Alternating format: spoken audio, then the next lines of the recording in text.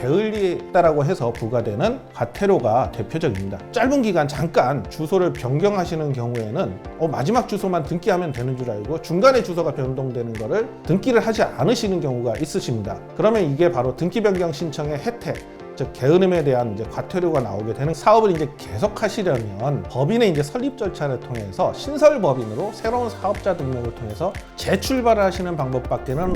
안녕하세요. 세금 절세를 위한 네트워크 대표님들의 세뇌시를 책임지는 박희정입니다.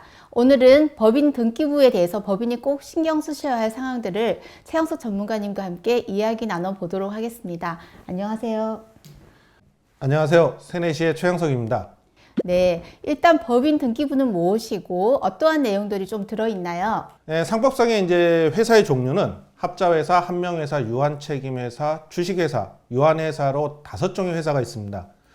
등기부의 기본 구성은 거의 대동소이합니다. 근데 각 회사의 종류에 따라서 약간의 차이가 좀 있긴 합니다만은. 근데 오늘은 우리나라 중소기업의 90%를 차지하는 주식회사 등기부를 중심으로 한번 말씀을 드리도록 하겠습니다. 이 법인 등기부라는 게 결국은 사람으로 비유를 하자면은 주민등록하고 같습니다. 사람이 태어나서 출생신고를 하면 주민번호가 부여가 되고 출생지 등 이런 내용이 들어있는 주민등록 초본이 작성이 되는데요. 이거하고 마찬가지로 법인 또한 설립이 완료된과 동시에 등록번호, 그 다음에 본점 등 법인 등기부가 생성이 됩니다. 먼저 법인 등기부를 보게 되면 먼저 사람의 주민번호와 같은 역할을 하는 등록번호가 있고요.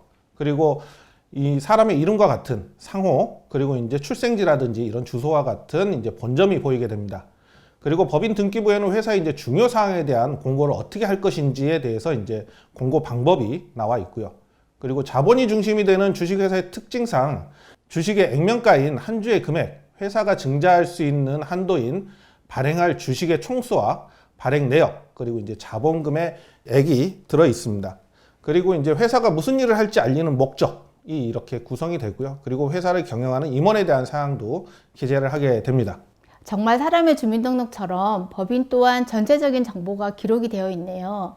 그런데 사람은 한번 주민등록증을 만들면 그 이후에는 신경 쓸 일이 전혀 없는데 법인은 이 등기부를 만든 후에도 좀 뭔가 계속 신경 써야 할 것 같은데요. 네, 맞습니다. 이 법인 등기부를 한번 만들어 놓고 신경을 안 쓰고 계시다가 결국은 생각지도 못하는 과태료를 내시게 되는 일들이 발생을 하게 되는데요. 바로 법인 등기 변경 사항을 어떻게 해야 하는지 몰라서 혹은 잊어버려서 그래서 신고 기한을 넘기게 되고 등기 변경 신청 의무를 해태하게 되는, 즉 게을리했다라고 해서 부과되는 과태료가 대표적입니다. 근데 이런 과태료가 내가 조금 뭔가 크게 위반해서 내는 게 아니라 조금만 신경을 쓰면 안 내도 되는 것들을 내야 한다는 거에 대해서 대표님들이 많이 짜증을 내시는 거죠. 그러다 보니까 이 등기 변경 내용이라고 하는 게 어떤 건지부터 먼저 짚고 넘어가야 하는데요. 법인도 상호를 바꿀 수가 있습니다. 그러면 상호도 변경이 가능한 거고요.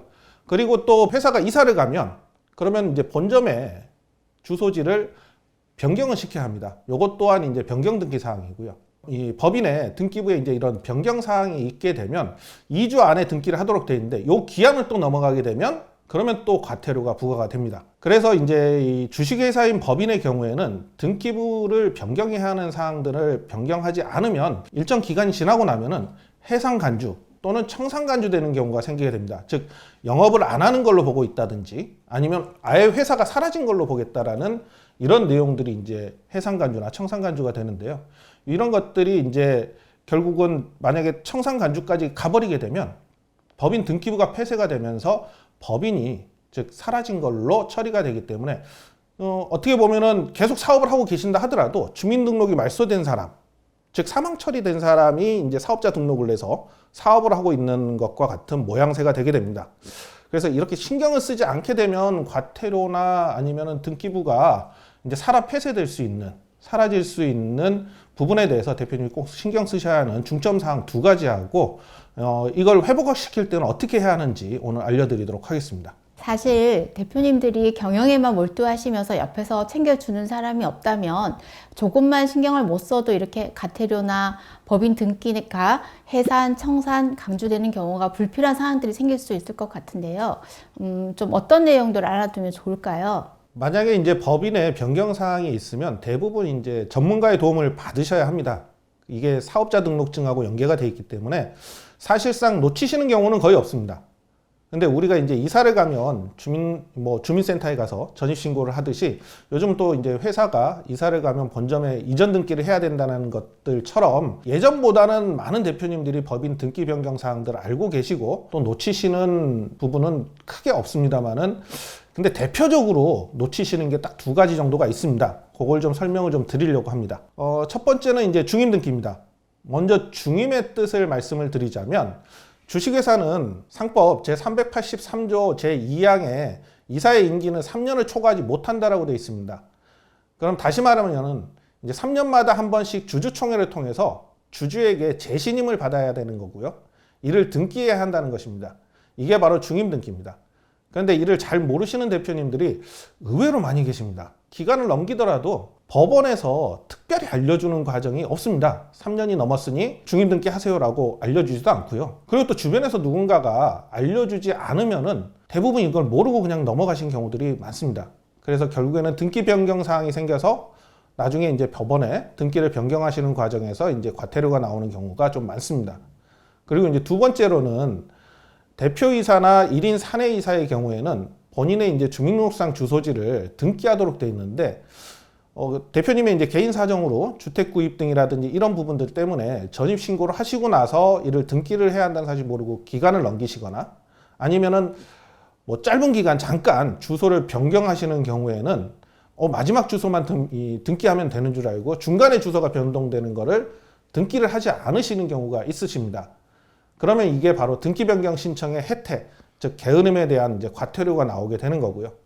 대표이사나 1인 사내이사는 이제 취임, 중임, 퇴임을 할 때 주소 변동 내역을 포함한 이제 주민등록 초본을 이제 제출하도록 하고 있습니다. 그렇기 때문에 중간에 아무리 짧은 기간이라 하더라도 주소가 변경이 되면 반드시 이를 변경 등기 하셔야만이 이제 과태료를 피하실 수 있고요. 앞에 말씀드린 이 두 가지 사항이 가장 많이 등기 변경 혜택으로 이제 과태료를 내게 되는 사항입니다. 어떻게 보면 정말 사소한 상황인데요. 기한을 넘겨 과태료가 나오게 된다면 너무 억울할 수 있을 것 같은데요. 등기 변경 신청을 하게 된다면 과태료 이외에 또 어떠한 일들이 생길 수 있나요? 예, 혜택에 따른 과태료는 물론이고 이제 등기 변경 없이 5년을 넘어가게 되면 그러면 대표님의 이제 현 주소지로 법원에서 우편물이 하나 등기 우편으로 오게 됩니다. 그러면 이제 그 내용을 보게 되면 5년 동안 등기 변경이 없어서 일단은 회사가 영업을 하지 않고 해산한 것으로 간주할 테니 영업을 계속을 할 의사 표시를 법원에 하라고 합니다. 그러면 대부분 이제 이 우편물을 받으시면 이 법인 등기부등본을 열람해 보시면 기타 사항란에 해상간주 등기가 되어 있을 겁니다. 그러면 이 해상간주 등기라는 게 이 이해를 잠깐 돕기 위해서 말씀을 드리면 주식에서는 앞서 말씀드린 대로 이제 이사의 임기가 3년 이내로 정해져 있습니다. 그러면 3년에 한 번씩 등기가 변경이 돼야 되는데 5년이나 등기 변경이 없었으니 회사가 활동을 하지 않는 것으로 보겠다는 거죠. 이런 해상간주는 주주총회를 통해서 영업을 계속하겠다는 의사표시를 법원에 제출을 하면 해상간주 등기를 삭제를 할 수가 있습니다. 그리고 이제 등기를 원상회복시킬 수도 있고요. 그런데 대표님들이 이런 우편물을 받으시고도 어떻게 하는지 몰라서 혹은 잊어버려서 아무런 의사표시 없이 3년이 또 지나고 나게 되면 법원이 직권으로 회사가 그럼 영업도 하지 않고 결국에는 청산돼 버린 걸로, 즉 없어진 것으로 청산종결 간주 등기를 하면서 이제 등기부를 폐쇄시켜 버립니다. 그러니까 이제 종합적으로 말씀을 드리면 총 8년 동안 등기 변경을 한 번도 안 하시면은 최종적으로 청산종결 간주 등기가 되면서 실질적으로는 청산을 위한 법인의 자산 처분만 할 수가 있고 그 외에 법인이 이제 법인으로서 활동을 하는 것들이 종료가 된다는 거죠. 즉 법인이 청산되어 없어진 것으로 이제 보겠다라는 거기 때문에요. 그럼 이렇게 청산 종용을 간주되는 거는 사람으로 치면은 주민등록이 말소가 되는 겁니다. 주민등록은 일정 절차를 통하면 되살릴 수가 있습니다. 그런데 이제 이 청산 종결된 법인은 다시 살릴 수가 없습니다. 이게 이제 문제점인 거죠. 네, 청산 종결이 되면 다시 살릴 수 없다면 그러면 너무 최악의 상태일 것 같은데요. 그럼 사업을 계속 하려면 다시 신설 법인으로서 등록하는 방법밖에 없는 걸까요? 안타깝지만 그렇습니다. 즉 사업을 이제 계속 하시려면 법인의 이제 설립 절차를 통해서 신설법인으로 새로운 사업자 등록을 통해서 재출발을 하시는 방법밖에는 없습니다. 그러게 되면은 이제 지금까지 이어왔던 업력이 이제 딱 끊기는 상황도 발생을 하게 되는 거고요. 그렇기 때문에 이거는 주의를 좀 기울이셔야 합니다. 이렇게 이제 현 대표님의 현 주소지가 달라서 우편물이 온 걸 모르고 아니면 우편물을 받으셨더라도 어떻게 해야 되는지 몰라서 3년이 경과하는 등 이제 좀 다양한 이유로 이제 심심치 않게 좀 일어나고 있는 사항들인데요.